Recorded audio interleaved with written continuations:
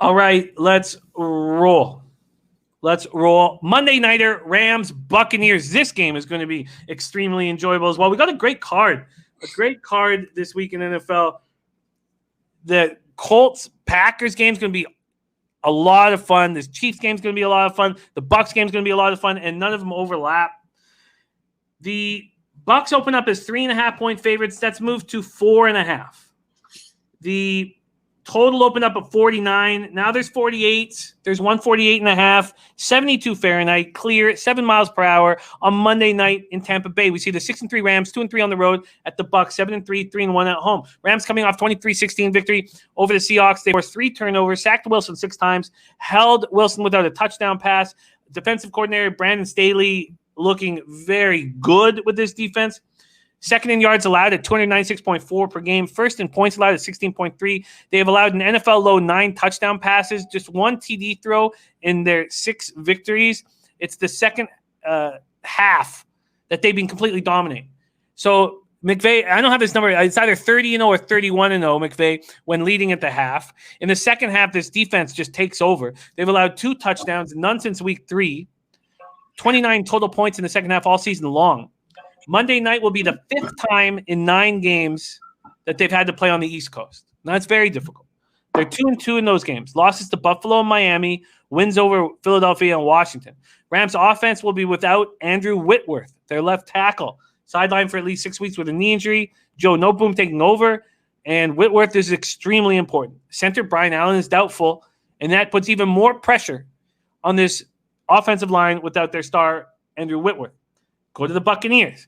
Bounce back from an embarrassing 38-3 loss to the Saints. They beat the Panthers 46-23 in Carolina. Brady went 28 for 39, 341 yards, 3 touchdowns, 0 picks. Godwin looked good. Evans looked good. Brown looked good. Gronk looked good. Bucs have lost 2 of 3 night games. And they were lucky for that one win they had. And that was on Monday night against the Giants. So Arians is now having them practice at night. This is a veteran-laden squad. And I don't know if the sample size is too small to really buy into that. Brady, 18-7 in 25 starts on Monday Night Football. They won that 25-23 win over Daniel Jones and the Giants, and they were very fortunate there. Bucs lead the NFL in run defense, 76.6 yards per game. They're tied for first with 17 takeaways, and they're a healthy group. Gardali Marpet is doubtful. Tight end Tanner Hudson out due to personal matter. It doesn't really matter. Okay, here we go. Rams, Buccaneers. Bebsy, take it away. Well, first of all, this screams under. It's 2 talented defenses playing, Monday night. I like this being an under a lot. And I lean Rams with the points here just because, look, Tom Brady, when he has his struggles, it's usually because of pressure up the middle. And who better at dialing up pressure under or in the middle than Aaron Donald? So, and also, the Bucs have looked bad in primetime so far this year. I don't know. This feels like Rams and under, because I do believe the Rams can at worst keep this tight. I don't see the Bucs coming in here and smashing them. So 4.5 is a lot of points, I think, to give a Bucs team that, yeah, they had a convincing win last week, but they also got absolutely embarrassed the week before. So this screams under and Rams here. It does. Only noticing Rams unders are 7-2 this year. 48.5 is nice, very nice. And we've seen the difference in this secondary for the Rams. It's just starting to roll.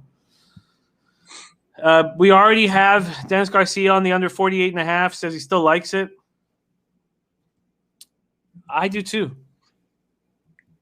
I think the under is a good thing. David Sharp says Goff is versus a good D is bad news for the Rams. Yeah, and I said that on Tuesday. Goff is good against good defenses, and he's terrible against he's good against bad defenses and terrible against good defense. That's my only apprehension. But I do think the under is very much in play. I do too. Birdie had interest in the over on Tuesday. I wonder if that's changed.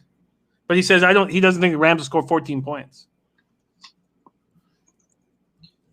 If one team is completely shut down on the Monday Nighter, who do you think that would be? If one team is completely shut down, who do I think it'll be? Well, I mean, recently we've seen one team be able to shut down teams entirely, and we've seen the other team get shut down. So I think if one team does get shut down, it's the Bucs. Their team totals at 26.5 juice to the over. Rams team totals at 20.5 even. Do you think this will fall under the same situation that happens on these Monday night standalone games where the over will get bet? Right? I think it will. Right now we have 73% of cash on the over and 78% of tickets on the over.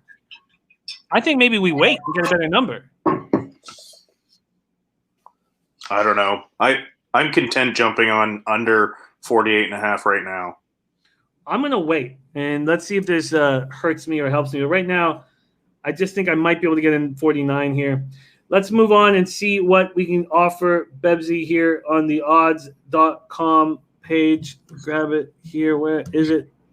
How did I do? Oh, there we go. Okay, Bebsy total. We're 15 minutes before game time, and I've got some bets that I got to add in for myself.